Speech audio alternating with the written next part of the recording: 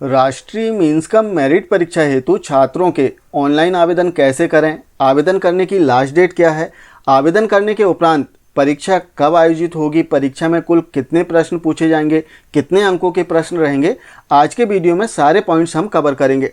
सबसे पहले हम समझ लेते हैं कि जो राष्ट्रीय मीन्स कम मेरिट परीक्षा है इसकी लास्ट डेट कब है ऑनलाइन आवेदन करने की। तो जैसे इस संबंध में हम देखें तो राज्य शिक्षा केंद्र मध्य प्रदेश भोपाल के द्वारा आदेश जारी किया गया है, जिसमें बताया गया कि जो राष्ट्रीय मीन्स कम मेरिट परीक्षा है इसके लिए ऑनलाइन आवेदन करने की लास्ट डेट 31 जुलाई 2026 है और जो परीक्षा आयोजित होगी वो 4 अक्टूबर 2026 को आयोजित की जाएगी।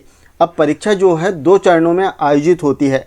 पहले भाग में मानसिक योग्यता का टेस्ट होता है और दूसरे भाग में शैक्षिक योग्यता का परीक्षण किया जाता है। अब जो मानसिक योग्यता परीक्षण है इसके लिए समय इसमें बताया गया है प्रातः 10:45 से 12:30 तक छात्रों को एग्ज़ाम देना होगा। इसमें 90 प्रश्न पूछे जाएंगे जो कि 90 अंकों के रहेंगे। इसी प्रकार शैक्षिक योग्यता का जो टेस्ट है इसके लिए समय 12:30 से 2:15 तक, इसमें भी कुल 90 प्रश्न पूछे जाएंगे और अधिकतम जो अंक हैं वो 90 रहेंगे। इसमें एक महत्वपूर्ण बात कि परीक्षा के लिए किसी भी प्रकार का शुल्क नहीं है और जो परीक्षा का माध्यम है हिंदी और अंग्रेजी रहेगा। इसमें छात्र 2 में से किसी भी एक माध्यम में अपना एग्ज़ाम दे सकता है। साथ ही पाठ्यक्रम की यदि हम बात करें तो इसका कोई निर्धारित पाठ्यक्रम नहीं होता, लेकिन प्रश्नों का जो स्तर है कक्षा 7 और 8वीं की जो परीक्षा होती है इसके ही समान होगा। तो इस प्रकार से हम देखें तो कक्षा 7 और 8 में जो प्रश्नों का लेवल है, जो स्तर है, उसी स्तर के प्रश्न इसमें पूछे जाएंगे। एक और महत्वपूर्ण बात कि इसमें पात्रता बताई गई है कि पात्र आखिर कौन से छात्र होंगे। तो इसमें ऐसे छात्र जो कक्षा 7 में कम से कम 55% अंकों के साथ या समकक्ष ग्रेड के साथ में उत्तीर्ण किया हो, ऐसे छात्र पात्र होंगे। साथ ही उनके पालक या जो अभिभावक है उनकी वार्षिक आय 3,50,000 रुपये से अधिक नहीं होना चाहिए।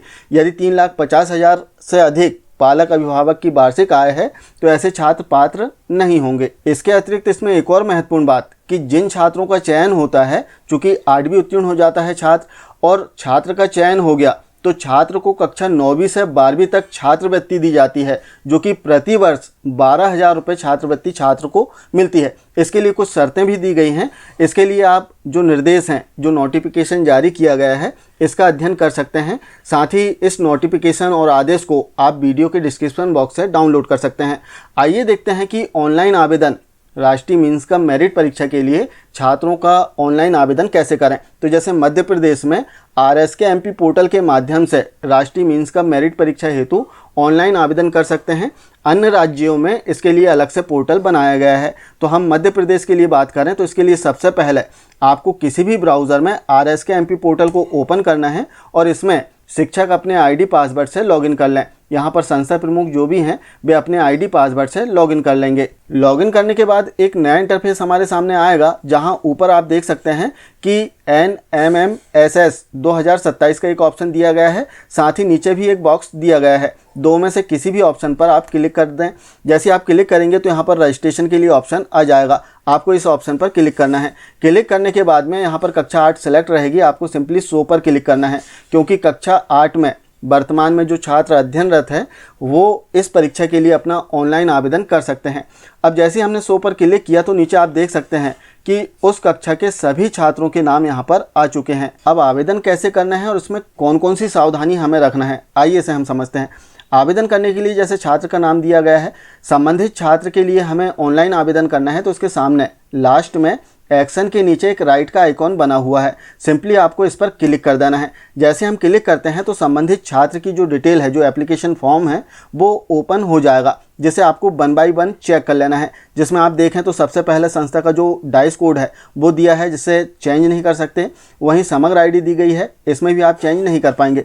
इसके बाद में संस्था का नाम दिया गया है। साथ ही छात्र की जो डेट ऑफ बर्थ है वो यहाँ पर दी गई है। यदि इसमें कोई त्रुटि हो तो आप इसमें सुधार कर सकते हैं। अब यहाँ पर एक बात ध्यान रखना है कि जो जानकारी हम इंटर करेंगे वो जानकारी सभी कुछ वैसी ही हो जैसे छात्र के आधार कार्ड में अंकित है। आधार कार्ड के आधार पर इसमें जानकारियों को अंकित करना है। तो छात्र की जो जन्म तिथि है वो यहाँ पर आ गई है। यदि त्रुटिपूर्ण है तो इसमें आप करेक्शन कर सकते हैं। इसके पश्चात छात्र की जो कक्षा है वो यहाँ पर सेलेक्ट रहेगी। आपको छात्र का जो परीक्षा का माध्यम है वो सेलेक्ट कर लेना है। तो यहाँ से छात्र का परीक्षा का माध्यम आपको सेलेक्ट करना होगा। जैसे आप क्लिक करेंगे तो यहाँ पर 4 माध्यम दिए गए हैं, हिंदी, अंग्रेजी, उर्दू और मराठी। तो छात्र का जो परीक्षा का माध्यम है वो सेलेक्ट करें। छात्र का जो जेंडर है यदि त्रुटिपूर्ण हो तो वो यहाँ से आप चेंज कर सकते हैं। छात्र की जो कैटेगरी है यहाँ से बदल पाएंगे। इसके पश्चात यदि छात्र दिव्यांग है तब आपको यहाँ से यस करना होगा और इसके उपरांत दिव्यांगता की श्रेणी आपको बताना है। और यदि छात्र दिव्यांग नहीं है तब इसे नो ही रहने दें। इसके पश्चात छात्र का कक्षा 7वीं का उत्तीर्ण ग्रेड आपको यहाँ से बताना है कि छात्र किस ग्रेड में उत्तीर्ण हुआ है वो सिलेक्ट करना है। और छात्र का आधार नंबर, इस बॉक्स में आपको छात्र का जो आधार नंबर है वो लिख देना है। इसके बाद स्क्रीन को नीचे स्क्रॉल करना है और यहाँ पर आप देखेंगे कि OTR जो वन टाइम रजिस्ट्रेशन है इसका नंबर फिल करने का बॉक्स दिया गया है। यदि छात्र का OTR नंबर हो, रजिस्ट्रेशन नंबर हो तो आप यहाँ पर फिल कर सकते हैं और नहीं है तो मैंडेटरी नहीं है। इसके पश्चात नीचे आप देखेंगे कि पेरेंट्स डिटेल दी गई है जिसमें पिता का नाम ऑलरेडी लिखा हुआ है। इसमें कोई त्रुटि है तो आप सुधार सकते हैं। इसके पश्चात पिता की जो शिक्षा है वो आपको यहाँ से बताना होगा कि पिता किस स्तर तक पढ़े हैं, प्राथमिक स्तर तक, उच्च प्राथमिक स्तर तक, माध्यमिक स्तर तक, जो भी स्तर हो वो यहाँ पर आपको बता देना है। और यदि नहीं पढ़े हैं तो इसके लिए भी ऑप्शन दिया गया है।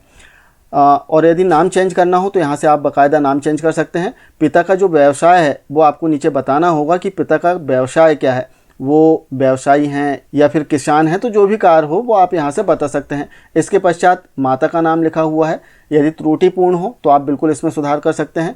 माता की शिक्षा कहाँ तक हुई है वो आपको इसमें बताना होगा। इसके पश्चात माता का जो व्यवसाय है वो आपको बताना होगा। इसके पश्चात पालक का मोबाइल नंबर यहाँ पर लिखा हुआ आपको मिलेगा। यदि नहीं लिखा हो तो आप यहाँ पर टाइप कर सकते हैं। साथ ही यदि ना हो तो इसे ब्लैंक भी रहने दे सकते हैं। इसके पश्चात अभिभावक की वार्षिक आय रुपए में आपको यहाँ पर बताना है कि कितनी आय है, वो आपको यहाँ से सेलेक्ट कर लेना है। इसके बाद में जो छात्र है उसका पता आपको यहाँ पर लिखना होगा। एड्रेस लिख देने के बाद स्क्रीन को नीचे स्क्रॉल करना है और अब हमें फ़ोटो अपलोड करना है संबंधित छात्र की। यहाँ पर आपको ध्यान रखना है कि फ़ोटो किस प्रकार से अपलोड करना है, साथ ही इसका साइज़ क्या होगा। साइज़ आप देख सकते हैं 3 MB तक, अधिकतम 3 MB तक के साइज़ में छात्र का जो फ़ोटो है वो आप अपलोड कर पाएंगे। साथ ही छात्र के पासपोर्ट साइज़ के फ़ोटो के साथ में उसका हस्ताक्षर जरूर हो। इसके लिए सैंपल आप यहाँ पर देख सकते हैं। इस प्रकार के सैंपल में छात्र का जो फोटोग्राफ्स है वो आपको अपलोड करना है। ऊपर फ़ोटो रहेगा, नीचे सिग्नेचर रहेंगे।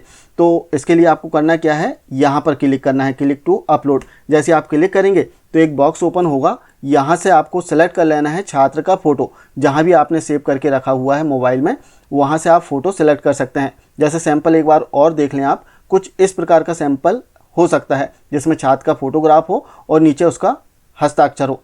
अब इस फ़ोटो को आपको अपलोड कर देना है मैक्सिमम 3 MB के साइज़ में। जैसे हम इसे सेलेक्ट करेंगे तो यहाँ पर आप देख सकते हैं छात्र का जो फ़ोटो है वो आ चुका है। और इसके बाद में एक बार फॉर्म को हमें अच्छे से चेक कर लेना है और रजिस्टर पर क्लिक करना है।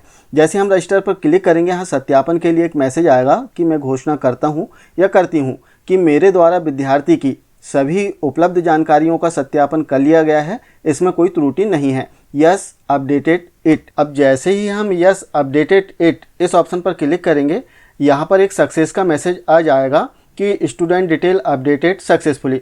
अब इसमें एक महत्वपूर्ण बात कि हो सकता है हमने डेटा फिल किया और उसमें कोई त्रुटि आ गई, तब इसे आप एडिट भी कर सकते हैं। एडिट करने के लिए जिसका आपने फॉर्म फिल किया है इसके सामने लास्ट में एक पेंसिल का आइकॉन बन के आ जाएगा, इस पर आपको क्लिक करना है। जैसे आप क्लिक करेंगे तो उसकी सारी डिटेल ओपन हो जाएगी। अब यहाँ से जो भी डिटेल आपको इसमें चेंज करना हो तो बिल्कुल आप चेंज कर सकते हैं और इसे अपडेट कर सकते हैं। तो इस प्रकार से राष्ट्रीय मीन्स का मेरिट परीक्षा हेतु हमें छात्रों का जो ऑनलाइन आवेदन है वो फिल करना है। आशा है जानकारी आप समझ पाए होंगे। मिलते हैं कुछ इसी प्रकार की जानकारियों के साथ में नेक्स्ट वीडियो में। तब तक के लिए जय हिंद।